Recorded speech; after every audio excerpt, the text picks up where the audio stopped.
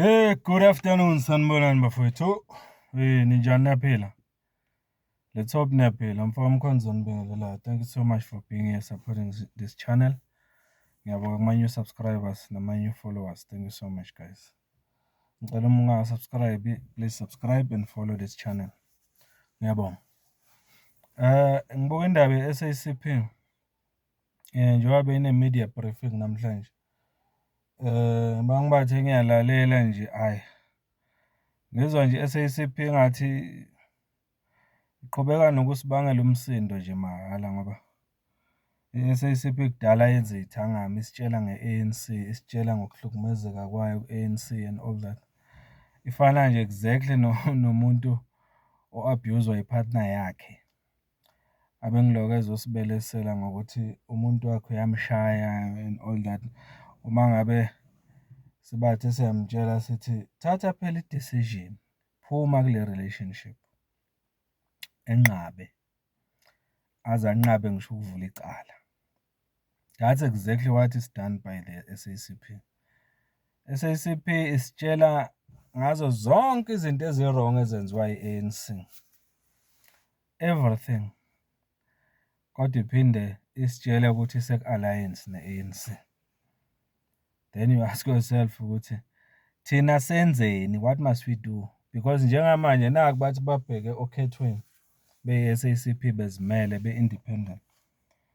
Kodwa baya lapho banegama elithi baku-alliance ne-ANC. Ubani ozobalalela lapha?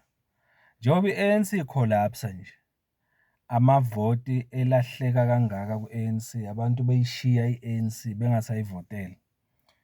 I-SACP icabanga ukuthi yona mangabe iya kubantu iyokhankasa kubantu izofika ithini?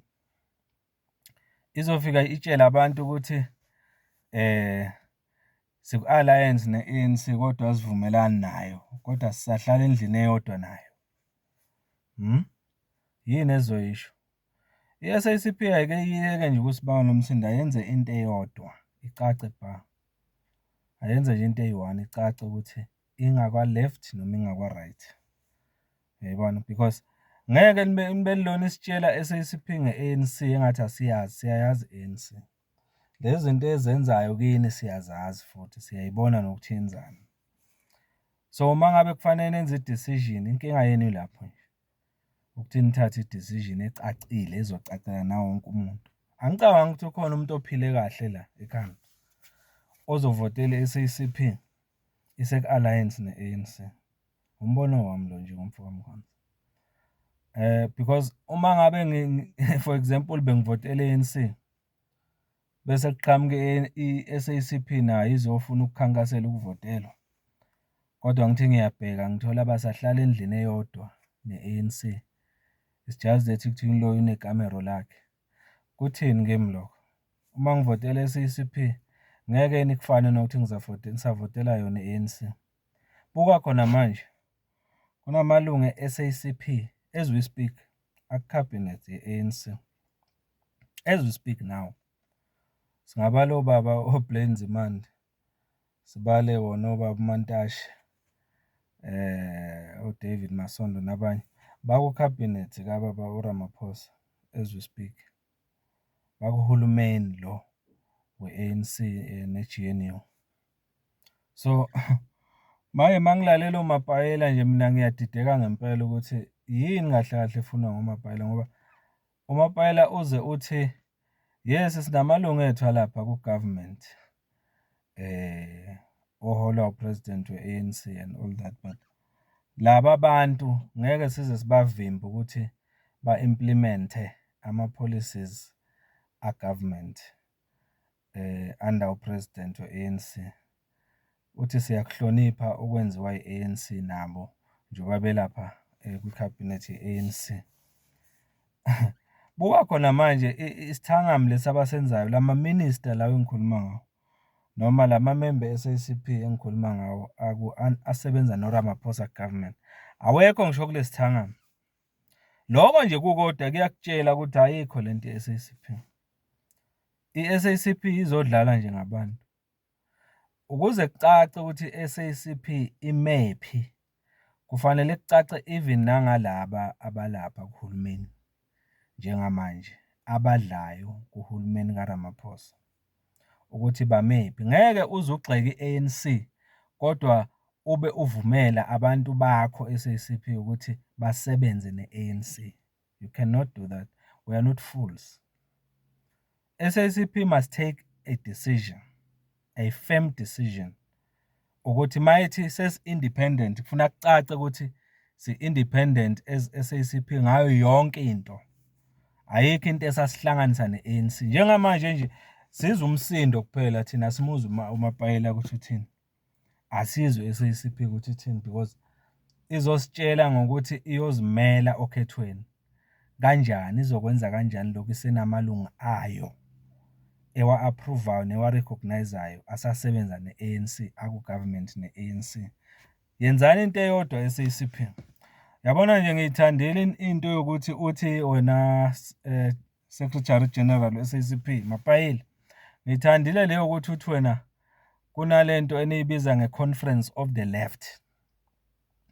La ichaze khona i-Conference of the Left ukuthi SACP niseyingxoxweni namaqembu akwi-left afana no EFF afana no-MK Party namanye alwa ne-imperialism, alwela umuntu omnyama ngempela, a-serious futhi nge-revolution. Amazwi akho lawo. I'm happy ngalo. But now ngizibuza into eyodwa, mangabe niseyingxoxweni ne-EFF, niseyingxoxweni ne-MK Party, ekubeni amanye ama-leader wenu abaphezulu kini bese lapha ku-government le oyigxekayo wena Mapayela, le oyigxekayo wena SACP ukuthi bahlele ematafuleni nama-imperialist, bahleli nabo DA lapha ku-cabinet and all that, baphinde bazoba phathi yenu. Are you serious ngempela? Yini i-SACP kahle kahle ingathi ime phakathi nendawo ngapha isafuna ukuthi ibhekwe njengemember i-alliance ne-ANC, ngapha futhi ifuna ukuba kwi-left nabo EFF nabo MK Party? Why ningenze into eyodwa ecacile niphume niphele ku-ANC?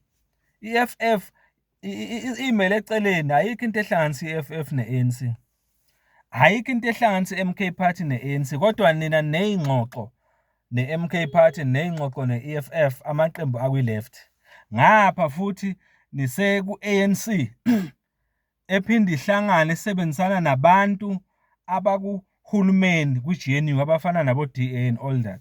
Nithini nithi abantu bathini mabezovotela SACP? SACP isithangami senu, mina ngokwami njengomfo kaMkhonza ngisilalele but ngizwela umsindo nje kuphela, ngizwa thini ayikacaci. Mina la ngiyoyizwa khona i-SACP ukuthi iyakhuluma manje la iyongitshela ukuthi seyikhathe all ties with the ANC. Ayisekho imember ye-SACP esebenza ne-ANC. That's when ngizoqala ngihloniphe khona i-SACP.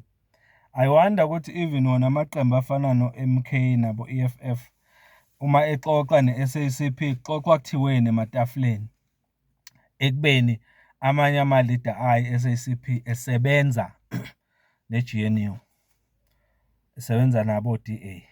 So bafethu ake sibe neqiniso, SACP khulumani into eyodwa ecacile, nithathe i-decision ecacile. Mangabe niku-left njengoba nisho ukuthi nifuna ukuya ku-left, yibani ku-left, ningabi se-center. Cacani ukuthi ngempela nimelela ubani, because ukuya kwenu okhethweni abantu basezonibheka njenge-ANC uma nizokhankasa nithi nikhankasa ne-SACP. Laba abanye benu-ke abalapha ku-cabinet, labe sengibabalile, obaba uBlade, obaba uNxesi nabo baba oMasondo nabanye oRamathuba njalo njalo, bona bazokhankasela bani?